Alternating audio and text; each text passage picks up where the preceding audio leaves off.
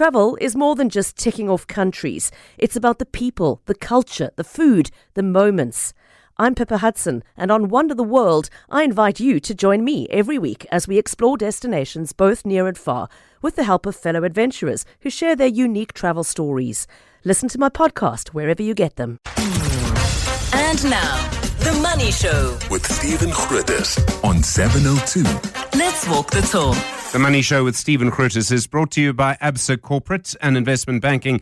ABSA is a proud lead sponsor of B20 South Africa 2025. Good evening. Welcome to The Money Show. I'm Stephen Grootes. Of course, a lot more on tariffs. The decision announced this morning by the US and China to essentially pause their tariffs in the next few moments. We'll also, of course, hear from the CEO at Boxer as well. Just a comment very quickly, though, about some of the other developments around the US and our relationship with the US.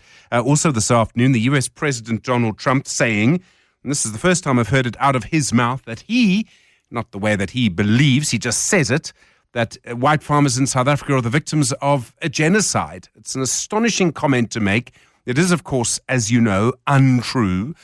He did go on to say he was quizzed by a reporter about whether it was just white farmers. He said, no, well, all farmers, but, you know, I think you get the gist. And then also confirmation that our president, Cyril Ramaphosa, is going to Washington next week for what looks like, in fact, a full state visit, which under the current circumstances is slightly curious. Let me just sort of repeat this point, and I think we're going to see it over the next week. Once again, and this is all on the same day that those refugees, in inverted commas, left last night. They were selected, or presume on the basis that they were Afrikaners or Afrikaans farmers. I don't think they necessarily represent any particular group, but that's how they were selected by the US. I get the sense that once again we are going to be in the crosshairs of the Trump administration, and in my view, just because it serves the domestic political interest of the US President Donald Trump. And just have a thought for President Cyril Ramaphosa when he is going to probably be subjected to the same kind of treatment we've seen other heads of state, other political leaders. Last week it was the turn of the Canadian Prime Minister, who ended up having to take questions from Trump and a hostile press room, by which I mean a White House press corps that is really becoming more made up of people who support Trump. You can say that's a good thing or a bad thing. But I think Ramaphosa had better prepare himself for a few moments in what sometimes is called the Zelensky seat, and it's going to require a very even temperament to manage that kind of situation. I think the president has the perfect temperament for it and will probably manage it in the way that Mark Carney did last week. The point I'm making, though, is no matter what happens, we are going to have a very complicated relationship with the Trump administration for the simple reason that Trump is looking for white victims. And it's going to be a long, hard search, but that, to my mind, appears to be what he is doing. Good to hear from you this evening. 011 883 0702 021 446 0567 and voice notes on 072 702 1702. The Money Show With Stephen Grootes, live on 92.7 and 106 FM. Streaming on the Prime Media Plus app. and DSTV channel 856. Well, most markets surging today after the announcement this morning our time. The US is reducing its tariffs on goods from China to 30% from 145%, while China is reducing its tariffs from 125% to just 10%. The agreement came after Trump first imposed massive tariffs on China, and Beijing responded. The two nations, of course, talking in Switzerland over the weekend. But the pause is only for the next 3 months while talks continue. Dr. Martyn Davies is an expert on China. He joins us now. Martyn, good evening. So, from what we can see, the weekend talks were successful. Does it look like any particular side gained or any particular side lost here? Yeah, hi, good evening, Stephen. Yes, well, we had this similar conversation a few weeks ago. I don't think so. It's a temporary respite, obviously. Tariffs remain relatively high. Moving on from the official sort of weighted basket of, 30% versus 10 US and China respectively, is they're still calculating, it was reported by Bloomberg earlier, that 70% of Chinese exports to the US will still be negatively affected or potentially reduced. So it certainly isn't a solution. It's bought time, but this is not going to bear saying, well, reconvene within 3 months and try and sort this out. But I think this is going to be, if this is sorted out before the end of the administration of President Donald Trump, I will be surprised. This is I think we're in for a long haul here. Well, I saw, there's lots of different commentary and lots of directions about this. Some people have suggested China actually went into these talks in a more vulnerable situation, battling to restore consumer confidence, a housing crisis there. China needs to export. All of those things are true. But the situation is it's also true that there'll be a huge economic impact on American consumers. Very true, all sides. But let me try and give a third view, if I may, Stephen, which I don't think has been accurately captured. Now there's this, by some counts, for China's government itself, going back about 10, 15 years, did its own calculations and looking at what subsequently has been called sort of the dark matter of trade. A number of trade economists have spoken about this. Almost impossible to measure. But let me just sort of try and explain this. Now, as you know, dark matter is a sort of cosmological sort of concept where a form of matter is not really, it does not emit, absorb, or perhaps reflect light. It's invisible, but it's there. And because its gravity affects everything around it. And we're seeing something that's unseen, but it exists. Why I'm saying this, it's the same with trade. Companies trade. Countries do not trade. However, countries are trying to measure trade through HS codes and what's coming in and coming out of ports. Now, if anyone, yourself, listening, or whoever, would have an Apple iPhone, if you turn your phone over on the back, it says, designed in California. Now, the Chinese government a while ago sort of said, well, these phones are, most of them are manufactured in China. Almost 3 billion of these phones apparently have been sold since 2007 or so, in the last almost two decades. This is over $1 trillion of revenue for Apple. Now, these are made in China by a company known as Foxconn. We know a Taiwanese company owned by Honhai. I did some calculations this last week, and Apple's market cap's about 3 trillion, give or take. Honhai, the company that manufactures the phone, is 86 billion. In other words, Apple, which doesn't actually manufacture, which Honhai does, is worth 35 times the company that manufactures all of its phones. This is a case of dark matter at work. And the dark matter component is actually the IP. So what the US administration is doing is measuring the trade statistics of a physical product and not valuing the IP, the intangible assets that reside in the product. And what we're seeing, roughly, 2/3 to 3/4 of China, of the United States' actual deficit measured in actual, physical values of goods exported from China are made by American companies re-exporting back to the US economy. So this is moving away from this very simple tit-for-tat sort of negotiating is a very, very simplistic view of this. And you see a company like Apple, which is a prime example, and there's so many others, has a couple of hundred suppliers. I checked over 28 countries. And effectively, if you're looking at, an average manufacturing worker in the US these days makes roughly, latest figures, Q1 this year, about $55,000 salary a year. Now, your average software engineer makes about $140,000, almost 3 times as much. An Apple engineer would make about $350,000. So if Apple's going to start to reshore back into the US, away from China, become more of a manufacturing company, distract its management away from what it does best, innovation, R&D, tech innovation, technology driving, etc., and becoming a mere manufacturing company, which is seemingly what these tariffs are seeking to do, it'll lose all its comparative advantage, and this invisible dark matter will literally disappear. Reducing income levels is not a smart strategy, clearly, for a country. It's rather about increasing skill sets. So I'm just making that point to show the complexity of this. This is not a government bureaucratic conversation. It's a multinational one, which deeper value complex supply chains globally, and people aren't looking at that, I'm afraid. Dr. Martyn Davies, thanks very much indeed. Really do appreciate it. Expert on China. Listening to that, Donald MacKay is Director at XA International Trade Advisors. Donald, good evening. We had these huge tariffs. Now they're paused, could come back. How do we even try to predict the outlook for global trade now? Oh, my God. The uncertainty, of course, is the big problem, probably even more than the absolute number applied to the tariffs. The 90-day pause is good. I think what matters probably the most is what news comes out over that period. Hopefully, we'll hear more. We still have no idea what the final agreement will look like.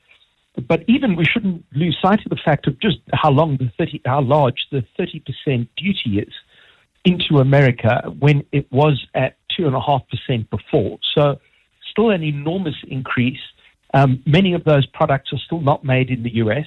So I think inflation continues. The US probably continues to import a substantial number of those products out of China, less than before. But this has to at some point reflect in higher prices in the US or lower margins for the intermediaries, I would think. Either way, economic value being destroyed in the US. And the tariffs aren't high enough, I mean, this is a strange thing to say, aren't high enough to get Apple back into the manufacturing business quickly. It's just not going to happen. Instead, pretty much everyone's going to be poorer for longer. Yeah, I mean, when you get to really complex products like Apple, even if you got people to assemble the phones in the US, you've got whole very complicated supply chains that run through countries like Taiwan, for example, where the semiconductors are manufactured.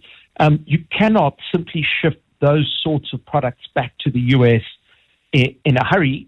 It would take many, many years to recreate those supply chains, which have taken decades to set up. So no, I don't see that happening. You made the point that it's the disruption, the uncertainty that's the worst of it. I mean, no company that's involved in the trade between the US and China, or even a South African wine merchant, is going to spend any money investing in capacity to sell product into the United States right now. No, or make investments for that matter. It becomes very difficult to know, should you put up a factory in the US or should you not, if all of this keeps shifting. So my guess is that things just keep on slowing down until there's greater certainty. And I'm not sure how that happens, by the way, given how erratic President Trump has been. Donald MacKay, thank you. Director at MacKay International Trade Advisors. 7:02. Stephen is on The Money Show. 6 to 8 p.m. Results out from the discount supermarket chain Boxer today, the first since they listed separately from Pick and Pay on the JSE, and the group reporting that trading profit growth up 9.9%, like-for-like sales growth up 5.6%. Bear in mind how interesting and competitive the supermarket sector is at the moment. The CEO of Boxer is Marek Masojada. Marek, good evening to you, and thanks for your time. You increased your profit significantly. You increased your turnover by over 13%. Seems to have been really another strong chapter in your growth story. Hi, good afternoon, Stephen. And yeah, thank you. It's been an exciting day for Boxer releasing its maiden results post our IPO. And yes, we're very happy to report results that are very much in line with the guidance we gave during our IPO process last year. Your internal selling price inflation, just 0.3%. In other words, the inflation on goods in your stores was very, very low. How tough is it to compete that tightly on price? It's very, very tight. Yeah, absolutely. And I think, synonymous with our desire to be the leading discount retailer in the country. So, a large proportion of our sales are done on promotion. So customers out there are really studying the promotional offerings by the different retailers and buying largely off leaflet. And what that does is keep selling price inflation at really low levels. And we have to find ways to get volume into the business. And we do this through our combos, our multi-buys that are synonymous with our brand. Pricing obviously matters. Do you find it brings people back to you consistently if you reduce the price of a certain product or a certain group of products, sell them all together? People keep coming in or they keep coming back? Absolutely. So we have what we term our KVIs or known value items that are very much front and center in the minds of our consumers. And clearly these lead our strategies in our promotional activity. So our commercial team are working with manufacturers, suppliers all the time to make sure that we can pass that value through to them. Your suppliers must squeak sometimes. I mean, they must push back sometimes, Marek. I mean, it's very tight for them. Absolutely. I mean, I think, there's a lot of pressure on everybody to make sure that the consumer ends up with the right price. So we have, very healthy negotiations with our suppliers in order to achieve that. You do face quite strong competition. I mean, we've had Checkers. They've boasted on this program how they're keeping their prices down too. Do you keep an eye on them? Absolutely. I think, that's our game. We really focused in on the value segment of South Africa's population. And as a result, we are obsessive about passing value back. So we watch the market, we watch the trends. We talk a lot to our consumers, finding out, what it is that they want, and try to innovate in terms of those offerings. For example, the launch late last year of our Boxer loyalty program is another way in which we can get value back to the consumer. I mean, I wonder how tough competition here is going to get. Inflation is coming in lower than it has been quite consistently now. That might actually strangely make it a little bit tougher. We've got Checkers opening new stores, you're opening new stores. I mean, in some ways, this is a boom time for a consumer. Absolutely. I mean, these low inflationary times are definitely good for the consumer and a challenge for us and the manufacturers out there. But, they've been in play for quite a few months now. It is a tight market. We've been looking forward and in terms of our forecasting, maybe being a little bit more cautious in terms of the guidance we're giving. But all of these factors are good for the consumer. You opened 48 new stores during this last year. You want to open another 25 super stores over the current financial year, also liquor stores, of course. Do you have any idea on where you're going to concentrate? I mean, you'll have plans already, but are there particular places where you think there might be more room for growth than others? Stephen, yes. We've got two areas that we're looking at where there are definite gaps in the market in terms of our spread of stores up north in Gauteng is a significant opportunity for us. And then KwaZulu-Natal, which is our traditional home base, but in which there still is opportunity here. And, to this end, over the last 18 months or so, we've been gearing up our supply chain with the addition of 2 distribution centers in order to supply efficiently the expected growth in stores. I mean, price is one thing, but what's going on behind the scenes, the science of shopping, the science of what you're doing is also getting more competitive. When you open big distribution centers, you've got to manage those as well. Are you finding you have to be quite innovative there too? Absolutely. I think, efficiency is everything in our world. We've deliberately kept our business as simple as possible and making sure that we can have the most efficient supply chain, getting the product, from the manufacturer to our customers in the cheapest possible way. But, absolutely, innovation, technology, automation are everyday conversations within the business. You're going to continue expanding through this year. Any idea on what a ceiling for number of Boxer stores might be? I mean, you can't predict the future, but 25 superstores over the current financial year you want to grow by. You had a big number last year as well. Are you going to keep growing this aggressively for the foreseeable future? Yeah, I think, we always looking a couple of years ahead. We believe that our supply chain capacity that we've created will keep us in capacity for the next 4 to 5 years. But, we have over our history looked to see what potential there is for Boxer to saturate the market. And we believe we've got an opportunity to grow for the next 5 to 10 years. Marek Masojada, thanks very much indeed. The CEO at Boxer. The Money Show. The market. Meryl Pick is portfolio manager at the Old Mutual Investment Group. Meryl, good evening. Obviously, the JSE dominated by tariffs, the news coming out of the US and China, and a lot of shares sensitive to China having a very strong day. Yes, good evening, Stephen, and good evening to the listeners. We've definitely seen a bit of a relief rally today across many markets, but within the JSE, the more cyclical counters, and in particular those exposed to China. So we've seen, Tencent is up nearly 5%, so therefore NASPA's process following suit. Richemont, which has a very big Asian presence, is up 5%, as well as the resource counters, which historically have been very strongly correlated with China, and even Sasol, because of the oil price has caught a slight bid up today.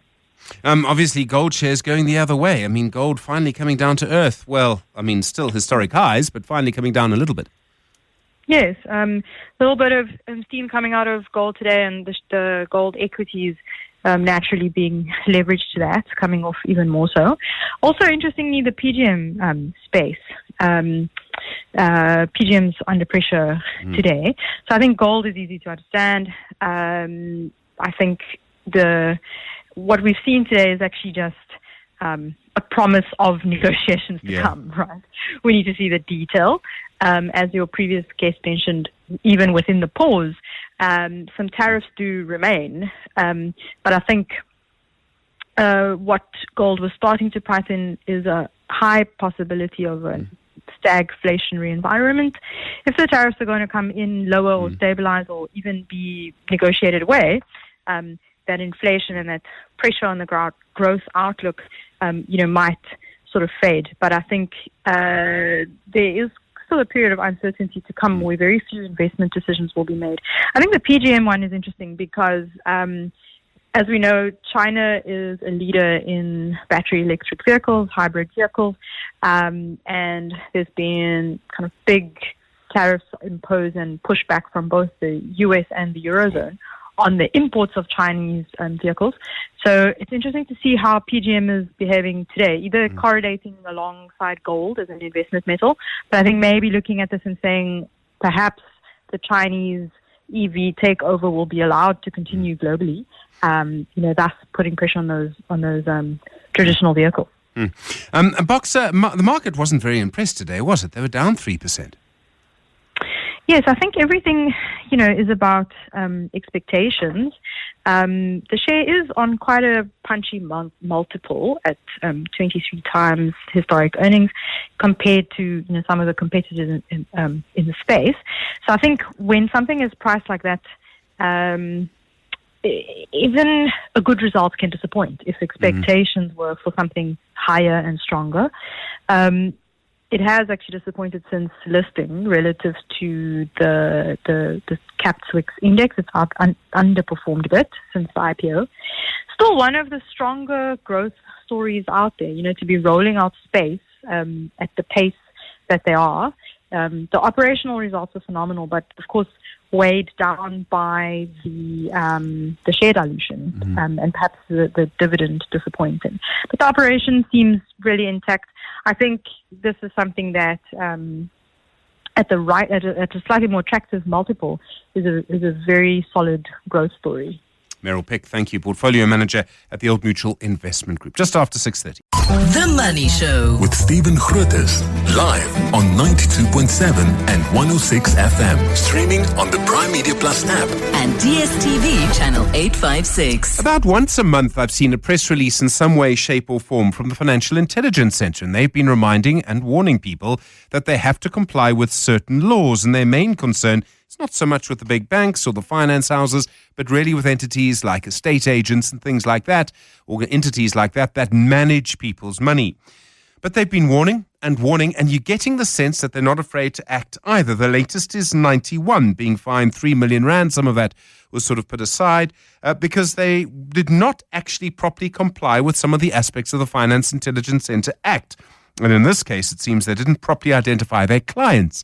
And I realize that the amount of paperwork for some clients, and particularly dealing with some amounts, must be quite huge. It is not an easy thing to do.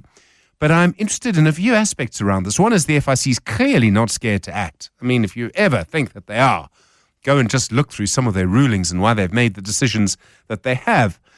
But also, I'm still intrigued that despite employing very, very clever people to manage their compliance, banks are still falling foul of this. There's some sort of tension there that we're not fully understanding, but something that's very important. So the FIC, not afraid to act, clearly is going to keep acting And this issue of managing money and knowing who is moving money where is not going to go away anytime soon. 702. Stephen is on X. At Stephen Grootes. Redefine Properties announcing today its group net operating profit margin was up to 76.9% in the 6 months to the end of February. Its South African operations saw an increase of 5.4%.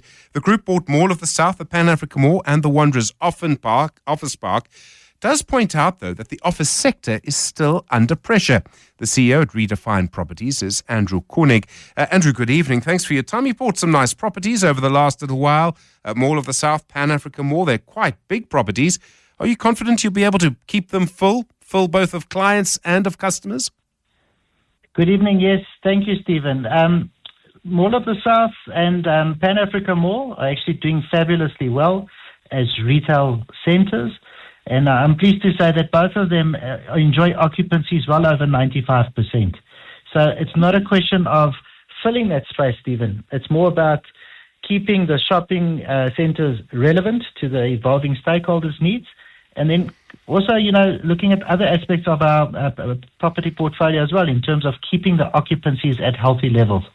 Is it getting a bit harder to keep people coming to shopping centres? There are so many alternatives now. You know what, Stephen? I think it's your tenant mix that's important. As long as you keep the right tenants to attract the shoppers and also provide them with safe, secure, and convenient access and egress, I believe there is still a role for the shopping centre going forward, because the shopping centre provides variety, and I think that's what people look for. You point out that the office sector is still under pressure. There's oversupply in the market. Is that mainly Gauteng?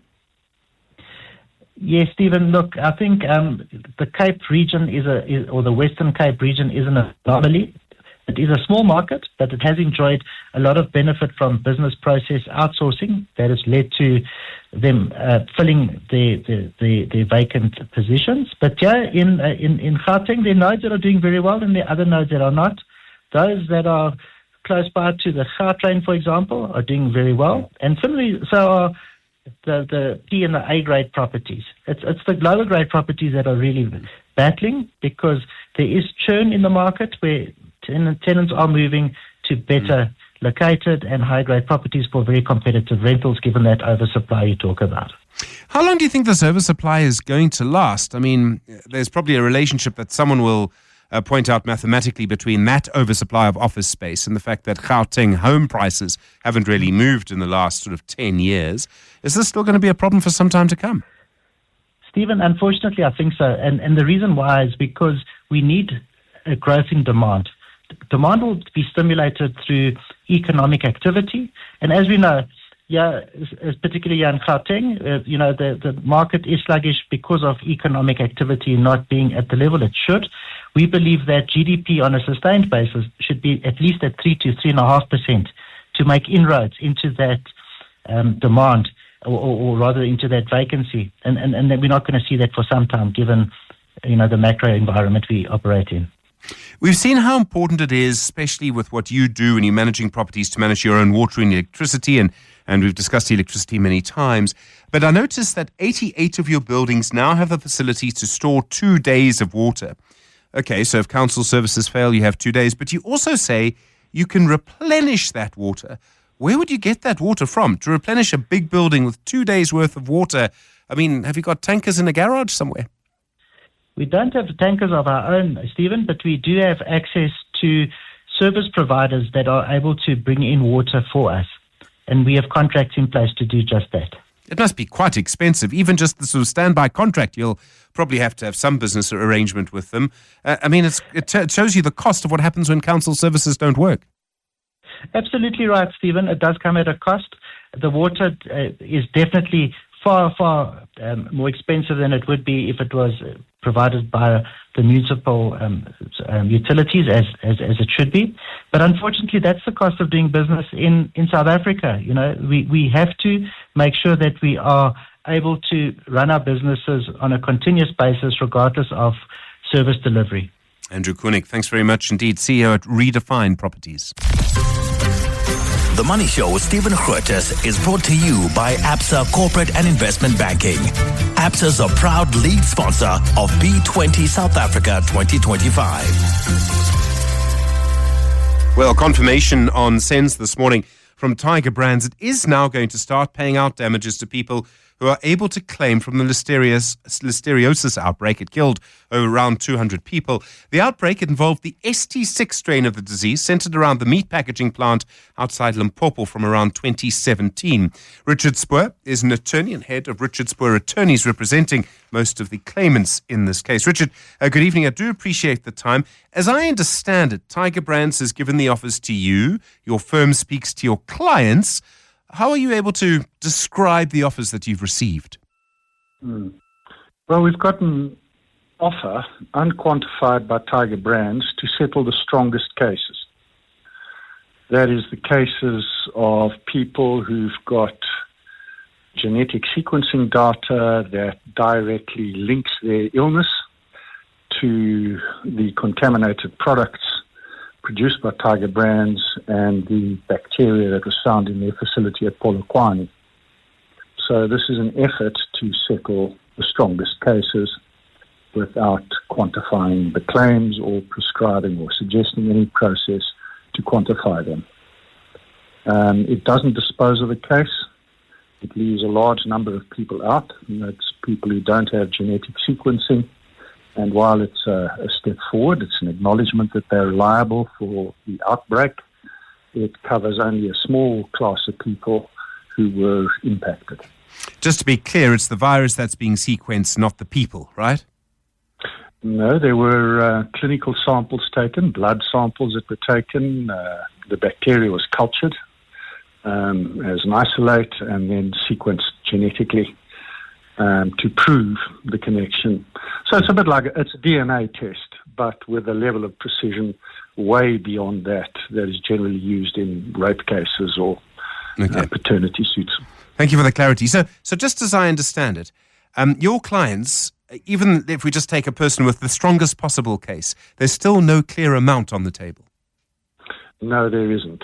Tiger's proposal is that they accept the offer and then they must prove their damages. It's unclear what the mechanism is by which they should prove their damages. Perhaps also no offer can be accepted by anybody without the approval of the court, and there must be consultation with the class representatives. So there's a way to go before this order can be accepted. Is it normally done in this way? Well, typically you'd have an offer for an amount. Yeah, that's what I mean. We don't have an amount yet, and we don't have a process for determining the amounts.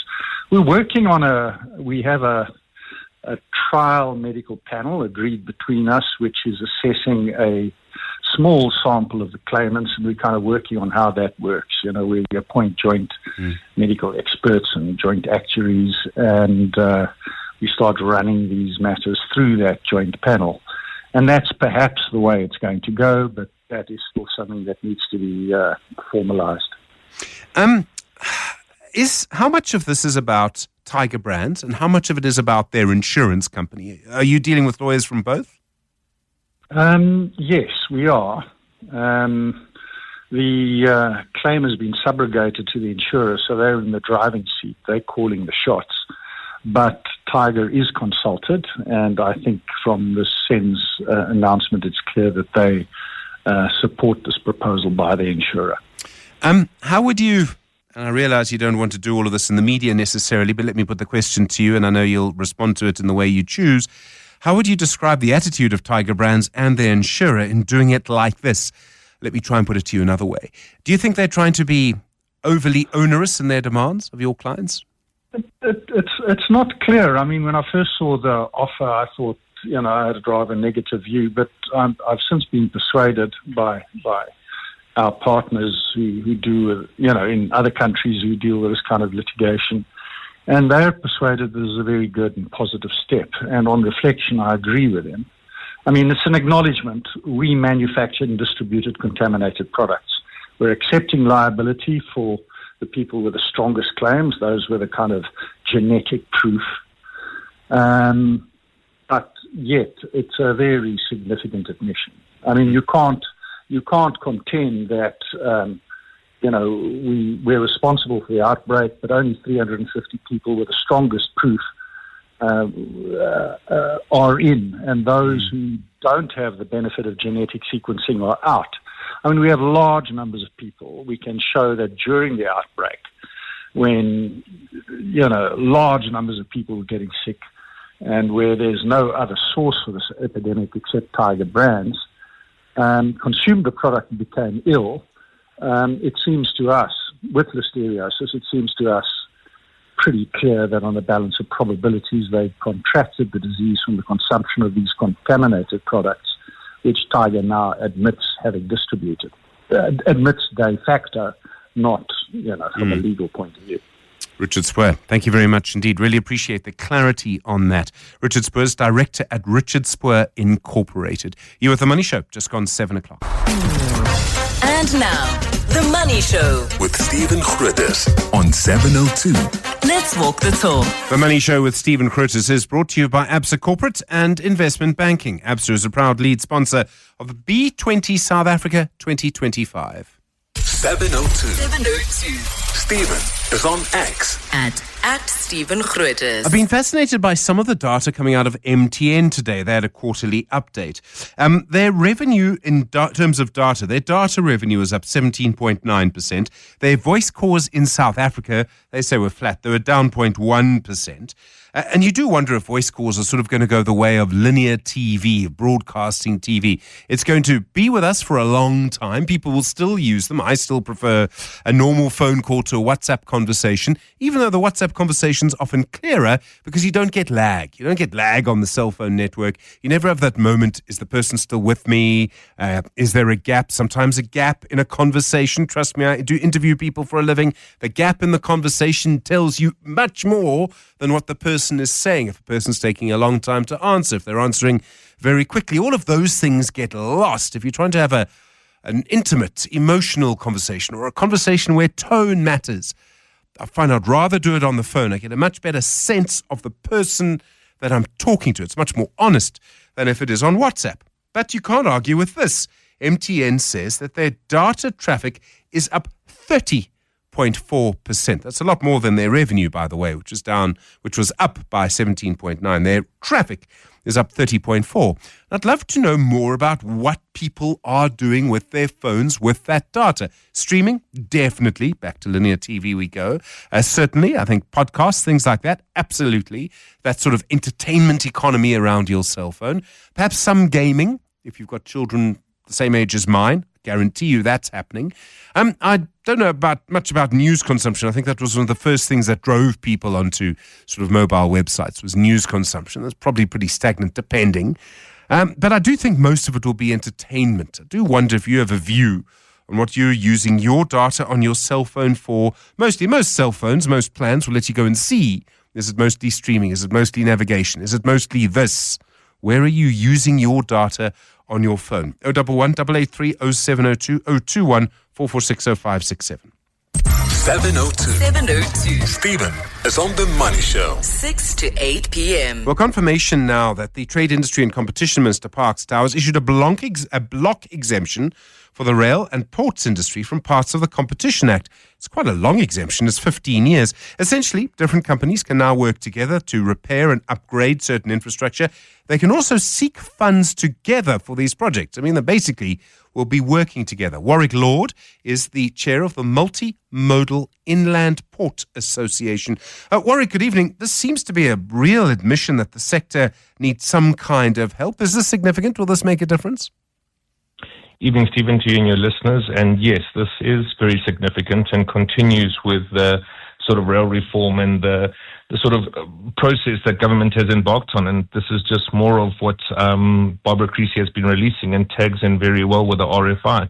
he's recently released, calling for private sector to put in their own contributions or suggestions so that proposals can be released in future. So this is definitely part of a theme we're seeing, and very happy to see government moving as fast as they are, moving the bottlenecks out, and allowing us as private sector to now come fully into the body.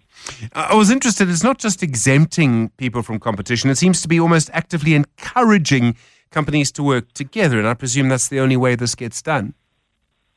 Exactly. I mean, the supply chain is stitched together with many role players, and all of these role players, the more seamlessly they can work together, the less friction there is in the supply chain, and hence the better the goods move and the lower the cost. So definitely this is a theme that's coming out and is starting to become well entrenched with governments, and I'm starting to see the green shoots in Transnet as well, or not even green shoots now, they're coming to fruition with a lot of tenders coming out. So we do believe we're on a themed, the rail renaissance is underway, and very happy to see this in this space.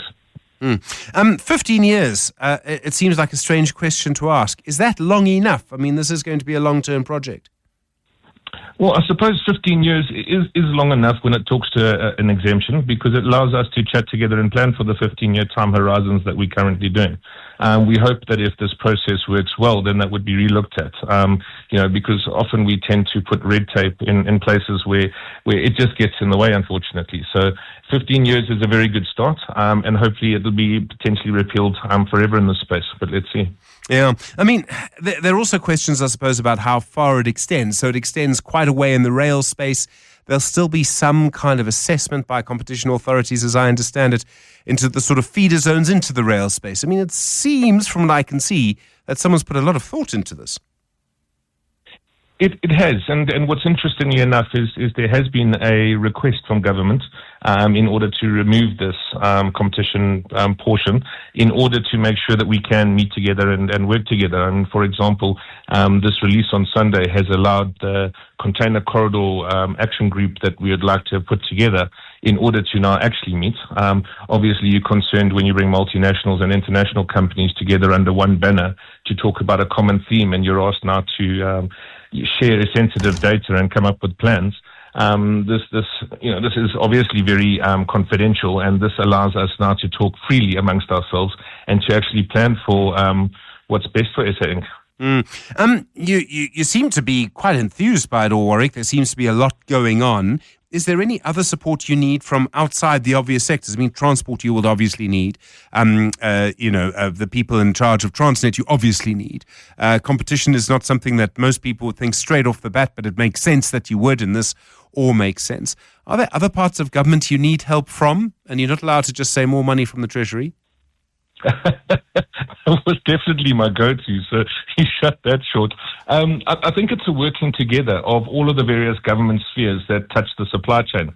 I mean, if you think about the mining space, have huge logistics challenges or requirements, and if they can integrate better with sort of Barbara Creasy and her departments, we start getting a lot more of a full picture. And so that would be my sort of next issue to tackle, or a big issue to tackle, is this intergovernment working together in order to make sure that we've got one version that we're looking at and ultimately have one version of the truth in our supply chain. I mean, a lot's going to move. When do you think people will start to see the results? If we look particularly at, say, the ports in Durban, around there, you would, and I know some of it's still going to be caught up in court action for a while, but you would like to start seeing things actually happening, bits of infrastructure and cranes moving in. Still a while before we see that happening? Well, I think this is not something that happens in a big bang approach. This is incremental gains, and already the huge amount of equipment being delivered to the Durban port, or the Durban ports in totality. And so that's starting to come on stream. We're starting to see the improvements in that. And so, we mustn't look for something that's going to be this ultimate winner or loser. It's definitely walking in the right direction. And what we're finding that government is doing is moving the obstacles that private sector have identified, and have gone one step further and are even now asking for private sector to give us information or give us requests, guys, for where you would like us to put out proposals. So I think it's an exciting space, and one we must definitely capitalize on. As for moving, I think we're currently in it. And the problem with this, once you notice it and sort of the average man in the street notices it, you've almost missed the boat. And so I believe that that's sort of where we have to focus. The next issue if I'd just like to raise is that I also think the financial institutions need to this is a massive opportunity, specifically in and around the rail reform, in order to get involved in areas that have previously been unavailable to the private sector. That then comes also with an associated sort of property development or infrastructure around that. So I do believe we're in a very exciting space, and one that we should all look into to see where the opportunities lie, so we can, get stuck in, basically. I mean, we really want these centres, these places around them, to be centres of employment, to be centres of economic stimulus, to see the areas around them get upgraded as a result. 15 years from now, do you have a sense that that's what we'll actually see? What we'll be living with will be completely different to the situation we're in now? It has to be. Our roads cannot accommodate any more traffic on them, any more significant traffic. And so we now have to start making use of rail as the backbone. And if we can have these nodes or knuckles in the supply chain getting created as these logistics hubs or freight villages, that comes with all the ancillary requirements, you end up with a very significant development in these areas. Often these areas, logistics areas, are just outside the economic nodes. And so there is large amounts of unemployment in these areas, and we would like to see a huge uplift in that. Specifically in my day job, which is at the Catteridge Inland Port, we have a very largely unemployed community in our midst. And so we'd look at very large employment to make sure of the opportunities coming our way. And that's both in the property space, the rail space, the trucking space, freight forwarding space, and ultimately look to have sort of technicons and even, if we're blessed, a university there. Thanks very much indeed. Warwick Lord is the chair of the Multimodal Inland Port Association. Really do appreciate the time tonight on The Money Show. The Money Show. Business books. Well, the book we're looking at this week, it's called Inner Excellence by Jim Murphy. Its full title is Inner Excellence, Train Your Mind for Extraordinary Performance and the Best Possible Life. It's not just a business book by the sounds of it. Ian Mann has had a look at this for us. He's the managing director at Gateways Business Consultants. Ian, you bumped into Kaiser Chiefs outside. I did indeed. Did you bring them along because it was this book? It was this book, and I thought this could be useful to them. The thing about this book is that it's got very little to do with sport, other than that it uses it as a background, and that he was a sportsman. He played for Chicago Cubs. Was right at the top of his game, and he now trains sports people, but only Olympic level.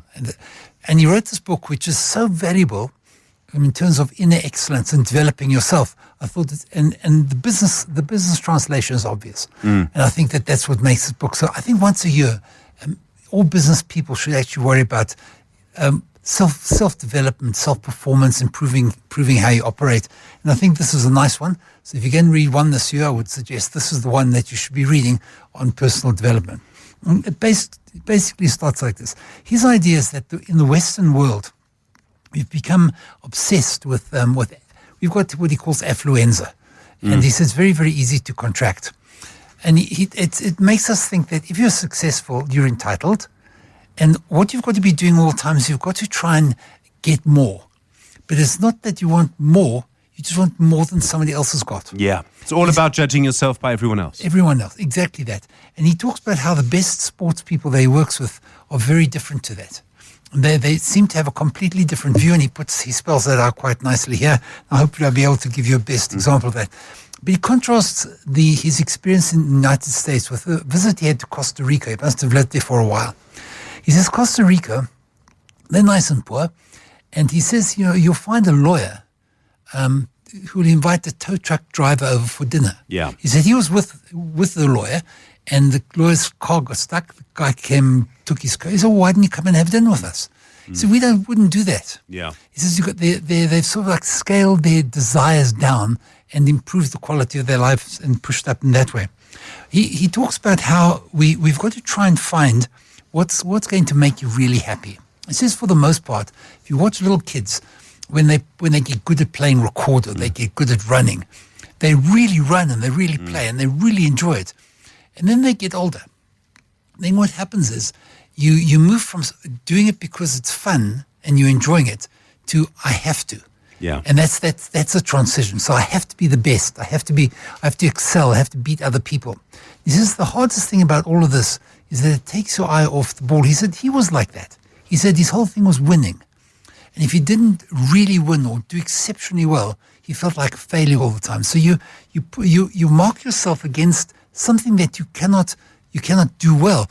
The interesting part is he says if you had an Olympic runner and the person came second, but he did his personal best time ever, was he good or was he bad? Yeah. Did he fail? He did his best time. And I think we need to recalibrate things in that direction. And that's There's a lot of Dr. Seuss in that. The games, in the end, the games that you play are the games against yourself, and the person that you're playing, the person you're playing against is you. Exactly that. And he says there's no such thing really as failure. It's just information that you're collecting that might be useful. He describes an Olympic skater who says, I don't skate for gold medals. So when I get a gold medal, I usually just give it to my mother and she shows it to her friends.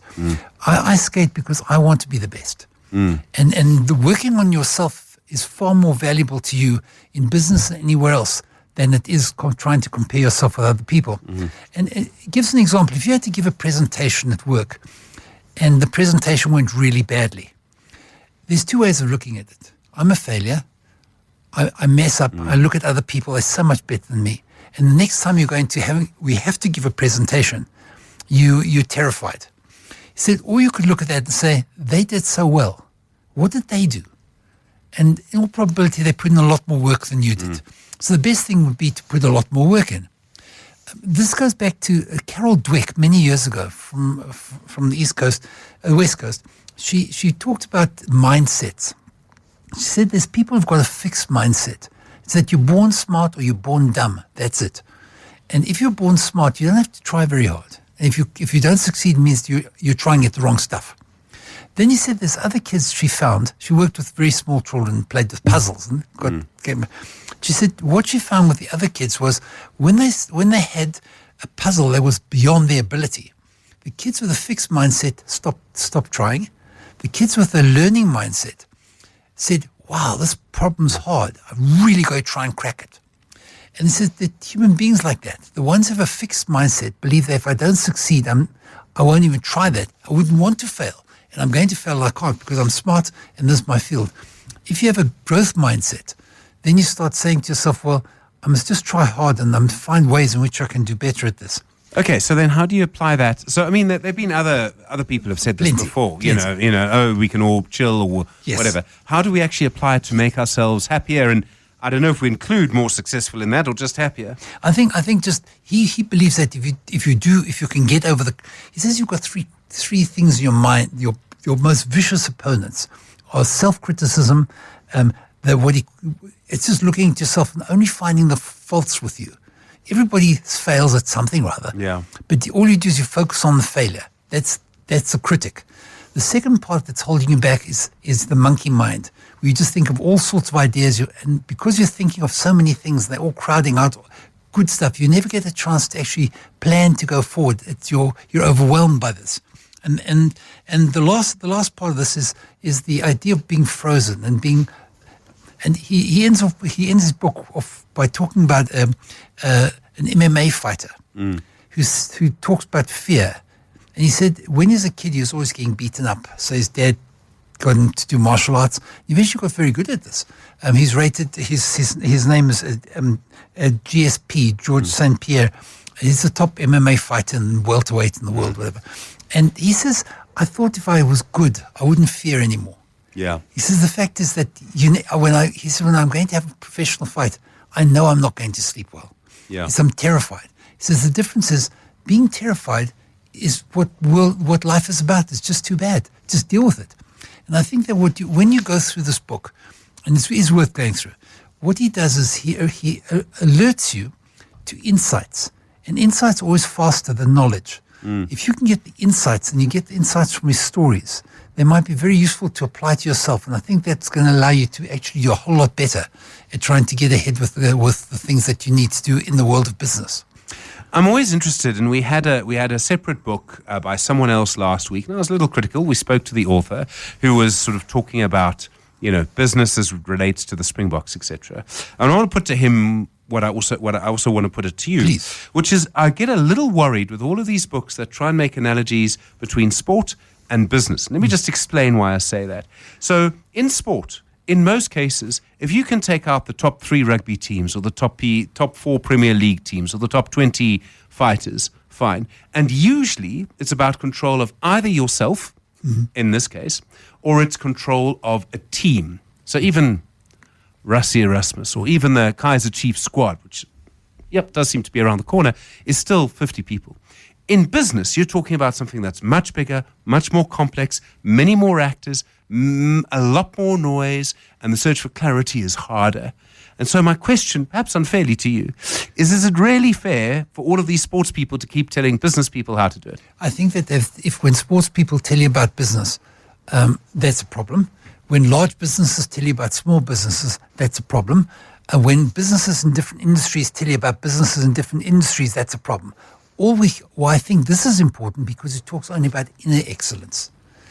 Whatever I'm doing, I'm only worried about me. And I want to be sure that I'm the best me I can possibly be. And it says the best you can possibly be is going to get you as far as, it'll be your personal best. You might never make it to the Olympics or anywhere else. But in fact, he ends off by saying in his book, you don't have to be an Olympic. You can be a security guard. And you can be the best you possibly can be. But it's by doing these sorts of things. That's so interesting. It's also a book that's really about your personal life more than, he's very careful about what he's talking about. He's talking about you rather than a business. That's why he talks about inner excellence. And the inner excellence is you getting really good at whatever it is that you do.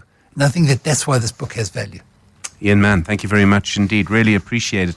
Ian Mann, of course, is the managing director at Gateways Business Consultants. The book is called Inner Excellence, Train Your Mind for Extraordinary Performance and the Best Possible Life. The author is Jim Murphy. Very interesting just to also have that conversation around sort of sport and business, because there's been a few sort of books using that as an analogy recently.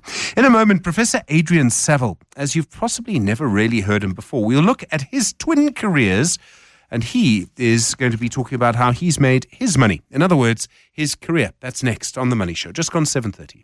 702 with Stephen Grootes. Email him on stephen@702.co.za. Well, time as always at this time on a Monday to dive deep into the career of someone interesting, except I think we would probably say this person has managed to have 2 twin-track careers. I'm talking about someone I usually call Professor on this program, Adrian Saville.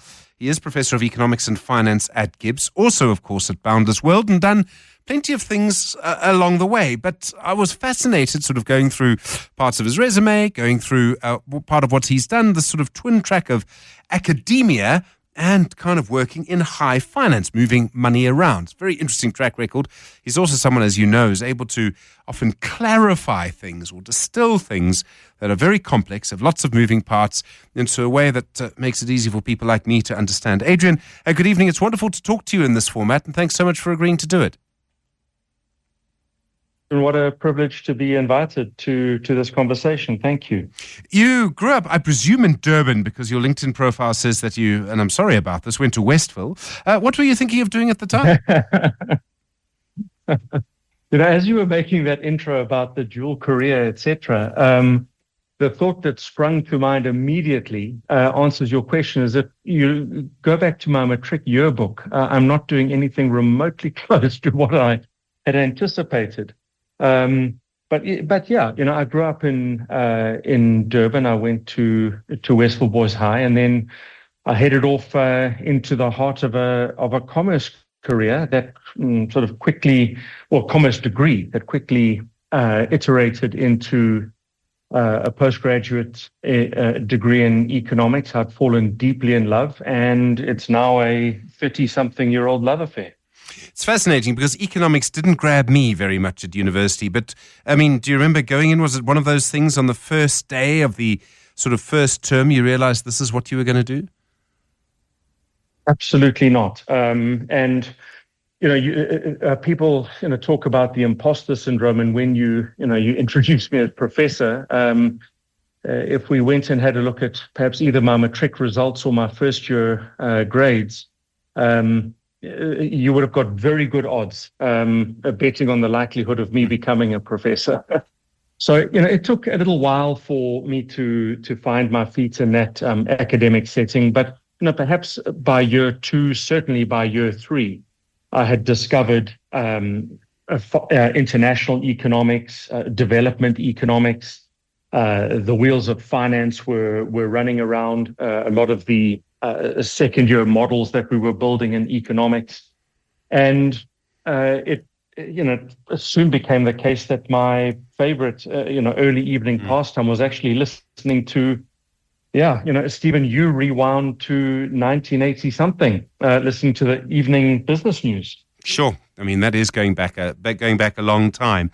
Your first sort of full-time job was actually at the University of KwaZulu-Natal, but you also then were creating a Bay Hill Capital Advisor, and you were the CEO and the CIO there. So you were beginning to do both of these things at the same time. At the time, it was rarer to have 2 jobs. It's much more common now and almost expected now. Was it quite rare then? I wasn't scanning the environment, so I wouldn't say that I can give an expert view. But I suppose if I think back to what my friends and colleagues were doing, that was quite unusual. I was very fortunate, being in an academic environment and having an extremely supportive faculty dean in commerce who had actually supervised my doctorate. I think he saw, my commercial ambition, industrial ambition, but in the same breath, wanted to keep me in that academic setting, and so entertained the idea of me being able to build a business whilst I worked towards my first professorship was there at the University of Natal. And so, having that support was invaluable. Absent that, it would have been impossible. But, reflecting on it and to answer your question, I guess it was quite unusual. But it wasn't about, the way I think many people would think of this as moonlighting, that in order to do one job, you have to steal from the other. I've got double doses of A-type personality. And so the work inputs came from sleep. Well, I was going to say, you must have worked really, really hard at the time. You must have put just so many hours into it. 20-hour days weren't unusual. I suppose that's, not novel to people who step into investment banking jobs, these sort of stories of people, working 100 plus hours a week. That was 120 hours a week. That was my typical work week. And whilst it sounds like hard work, I think the difference is when you are, when you find deep purpose, and I don't like the term, but I'll use it now for this conversation, passion in what you do, but just this innate sense of purpose in what you do. It doesn't make it work. I can't think of a day in recent times where I've sort of got out of bed and thought, oh, crikey, look what's ahead. Certainly there are tough days and there's meetings you don't want. But if I go through the broad sweep of my career, I've been absolutely blessed with having this fantastic work environment. And the two feed each other very richly, which I think also needs to be dropped into the cocktail. That oftentimes you have a person in an academic background that doesn't have commercial experience, or a person in a commercial environment who can't get off the dance floor onto the balcony. And so the two feed each other in a very, very rich way. Yeah, no, I completely identify with the idea of not feeling that it's work.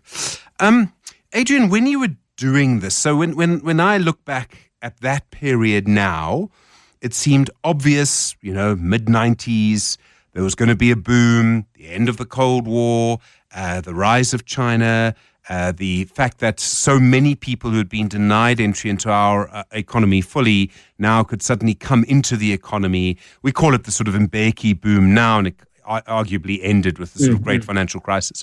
Was it as obvious looking forward at the time? I don't know if it would have been. I love that question. I wish that I had been, that insightful and had such, a clear strategic intent in my head. If anything, what I was doing was an act of necessity rather than brilliant design. And to share the story, I think that's the purpose of this conversation, is to share the story. My circumstance, having graduated with a master's degree, was I then went looking for work. It was the mid-90s. My profile made it relatively difficult, and it increasingly became apparent to me that if I wanted to get into an investment firm, possibly my best chance was to start my own. And that was the necessity. The very good fortune in it was in the run-up to that hunt, I'd put together an investment syndicate, a very grand term. It was an investment club that essentially gave me some experience, some background, a little bit of network and profile. And it was that became the launch pad for my application to the FSB, as it was called at the time. That fed the application. It gave me the confidence, the courage to apply to the FSB for a Category 2 license. That business became Bay Hill. And Bay Hill then evolved through shareholder action into a company called Cannon Asset Managers.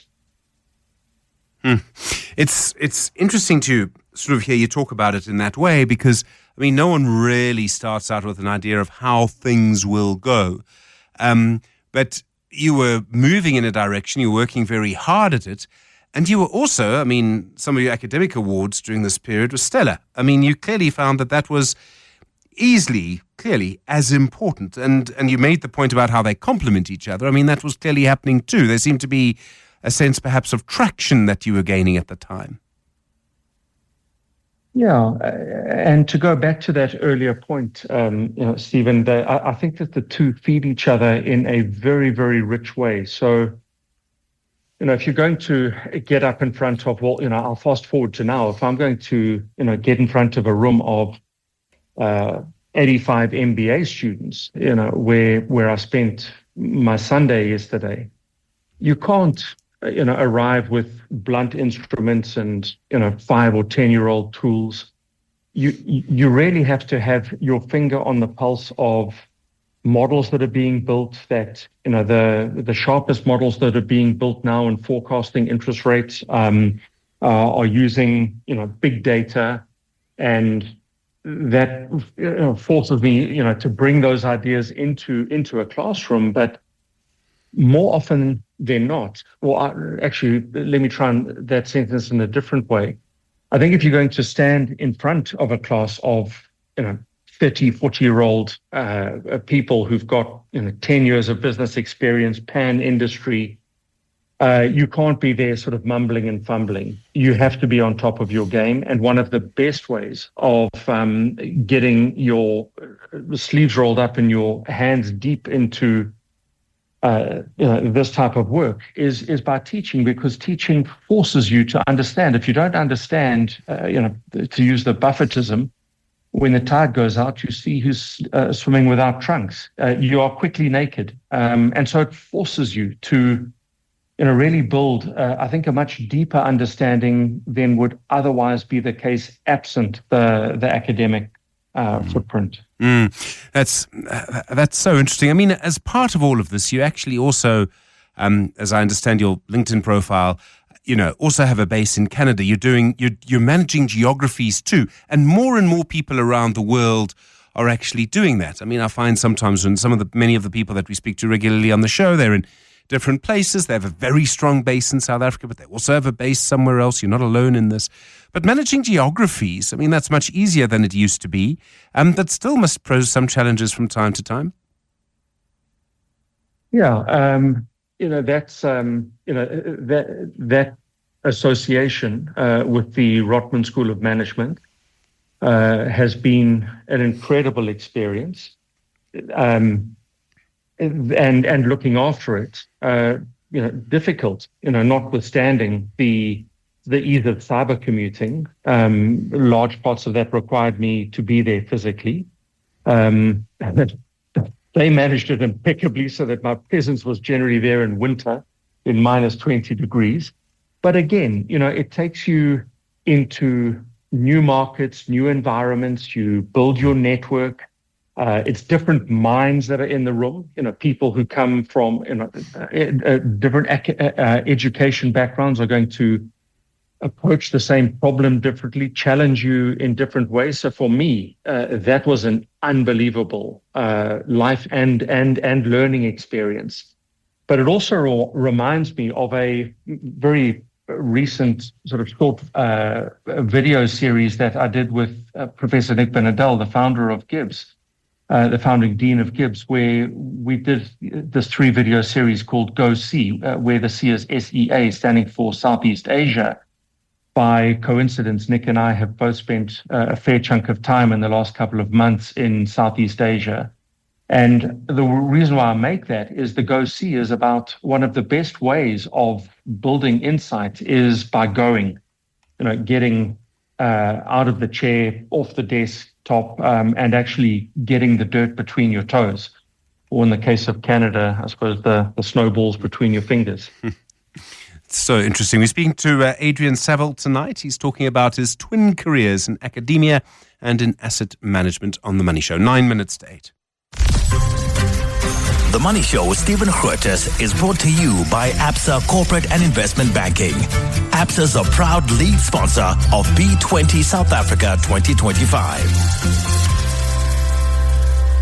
Speaking to Professor Adrian Saville about his twin careers in asset management and in academia. Adrian, I think for so many people, getting a doctorate is a major achievement. Becoming a professor is a major achievement. Moving around as you have is a major achievement. And I imagine you won't contrast all of these compared to each other in two careers. But there must be moments of great satisfaction that come from all of them. And at the same time, you must always get bothered by people asking you, which one do you get the most satisfaction from? And I imagine the answer is you can't actually say. Which child do you love the most? Eh? I suppose in one breath that's a very unfair question, but in another way, it makes me think hard about, why would you do the two?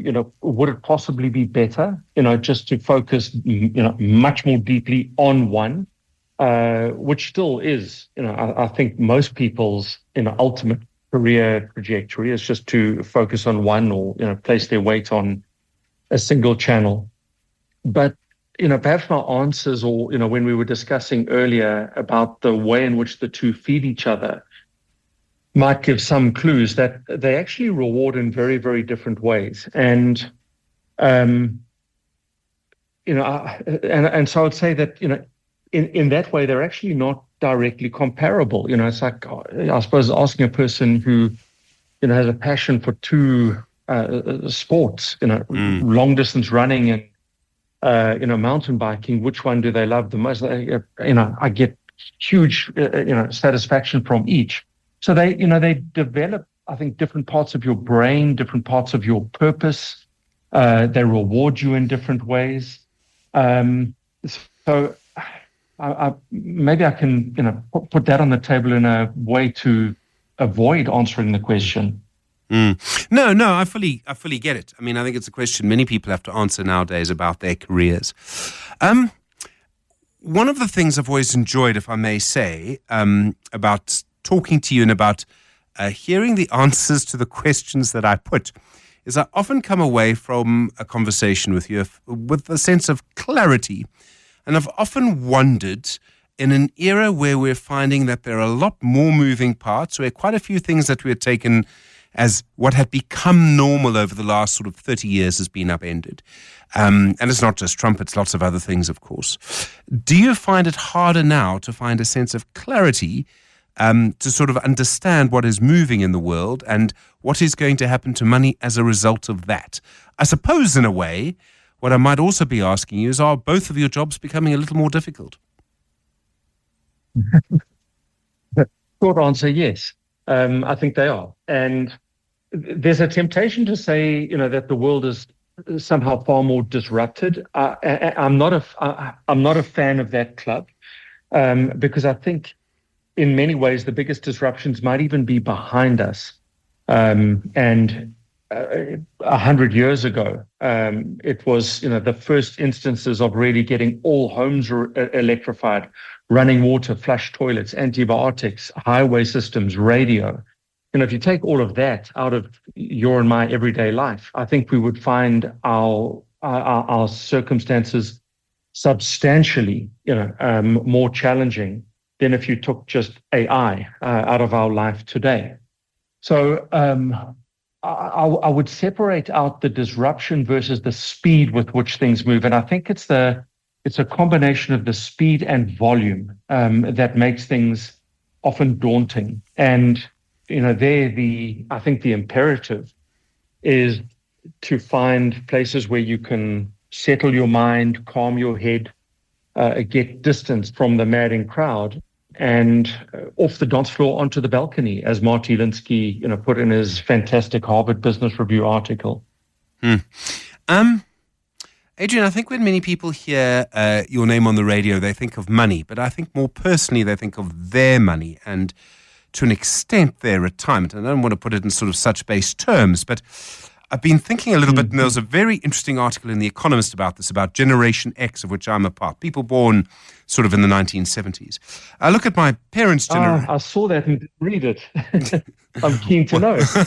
Their thesis was that people born in that generation are in fact poorer than people born before them and people born after them, because markets have not moved in the same way. So during the global financial crisis, and I suppose in a way there's very much a Western bias, but people who would be moving up the managerial chain, moving up in jobs in their 30s, were not seeing their salaries increasing very much. The generation that's come after them has seen markets moving more at the same period in their time. And the people who came before them, of course, did. And I mean, in some countries, people born after the Second World War got the most incredible pensions. There are South Africans alive today who got medical aid for life for jobs they finished in the 1980s. I mean, can you imagine what that is worth in rand terms if you head into your 80s? I mean, it's astonishing. And I wonder for my children, if in fact it may be even worse for them than it is for me. Do you think that something has shifted? I mean, it seems obviously retirement is a lot less certain. That must certainly be true. Yeah. So, Stephen, when you're saying that, a couple of things spring to mind. First, I saw that Economist article. I've got it saved to read. Now, I guess I've got to read it this evening. But a couple of things spring to mind when you talk through that. The first is, I suppose the answer very much depends on what your circumstance was. Buffett talks about, having won the lottery. He was born in the right country with the right currency in the right time to participate in this extraordinary long wave in capital markets. If Buffett was born 30 years later, 40 years later in Venezuela or 60 years later in Vietnam, he would have had a much, much tougher time getting even remotely close to what he's achieved. So I think, what I'm suggesting is the first part of the response to a question depends very much on your date of birth, your geography of birth, and then how you've set about investing, because you could have been born in Venezuela and put all of your money outside of the country if it was in the 1980s and 90s, and then you would have done okay. But there's another aspect of your question that really waves a flag for me, and that's when you talk about retirement. If you and I have got a very similar birth date, so we've been schooled to think that retirement is 65 years old, and increasingly that isn't the fact. And I would venture that an even greater danger to your retirement circumstance isn't the investment decisions you make, but actually the age at which you retire and how long you live then. Life expectancy in retirement, if you retire at 65, life expectancy in retirement just keeps ratcheting higher and higher, which means that you either need to have saved a lot more at 65 or don't stop at 65. And, rather gravitate your retirement age to your life expectancy. Professor Adrian Saville, really appreciate the time. Adrian, thank you for coming on and being with us on The Money Show this evening. Professor of Economics and Finance at Gibbs, along with so many other things. The Money Show with Stephen Grootes is brought to you by Absa Corporate and Investment Banking. Absa is a proud lead sponsor of B20 South Africa 2025. That's it for The Money Show. Back tomorrow just after 8 o'clock.